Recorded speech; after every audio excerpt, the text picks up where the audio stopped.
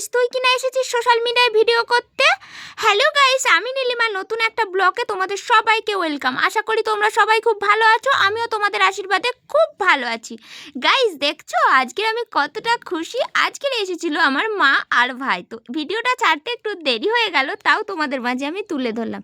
সত্যি মা আমার কাছে আগে প্রতিটা মাসে মাসে 2-3 বার করে আসতো, কিন্তু এখন বেশ কিছু কারণবশত আমার বাবার অসুস্থতার জন্য মা আর আসতে পারে না, কিন্তু আমি এই ব্যাপারটাকে খুব মিস করি।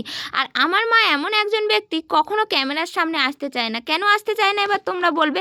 মা হলো 10-এর আগের দর্শকের একজন মানুষ, আর তারপরে দ্বিতীয় হলো এ এক কথা বলে ও এক কথা বলে, মা ওই জন্য একটু ক্যামেরাতে আসতেই চায় না, খুব লজ্জা পায়। তবু আমি তো ছেড়ে দেওয়া জিনিস নয় মা, তুমি তো জানো তোমার মেয়ে কেমন, তাই মা আসবে না সেটা কি কখনো হতে পারে? আমি মাকে জোর করেই নিয়ে এলাম, আর দেখো মা তো কোনো মতেই রাজি নয়, বলছে দেখ তুই যা করিস কর, আমাকে ভাই আনিস না ক্যামেরার মধ্যে। আর আমার ভাইও সমানে লজ্জা পাচ্ছে, ভাই বলছে না দিদি আমাকে সবাই বলবে। তারপর ভাইও এলো, দেখো ভাই আর মা চলে যাচ্ছিল, আমি সেই কিছু মুহূর্ত তোমাদের মাঝে তুলে ধরলাম। আর এখানে এই কাকাগুলো আমাকে সবসময় জিজ্ঞাসা করে যে তোমার মা আর আসে না কেন বলো তো? আমি বললাম দেখছো কাকা আজকের কিন্তু মুই মা আয়েগা। দেখো মা চলে যাচ্ছে, তবু কতটা দূরে চলে গেছে আমি তোমাদেরকে জুম করে দেখাচ্ছি। মা তবু আমার পানে চেয়ে রয়েছে, ওই জন্যই বলে মা তো মাই হয়, এ যে নারীর টান, তাই না?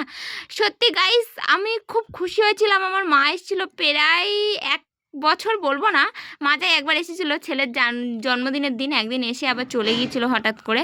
তাই দেখো ভাই বলছে জেঠিমা চলো দেরি হয়ে যাচ্ছে, কিন্তু মা আর মেয়ের কথা যেন জীবনে শেষ হয় না, জানো তো। তাই মা চলে যাচ্ছে, তবু আমার কি বলবো, মায়াটা কাটিয়ে উঠতে পারছে না।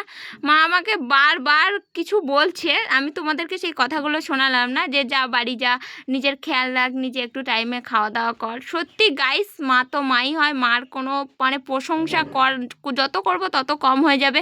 জীবনের প্রথম ভালোবাসা মা, প্রথম দেখা মা, প্রথম সব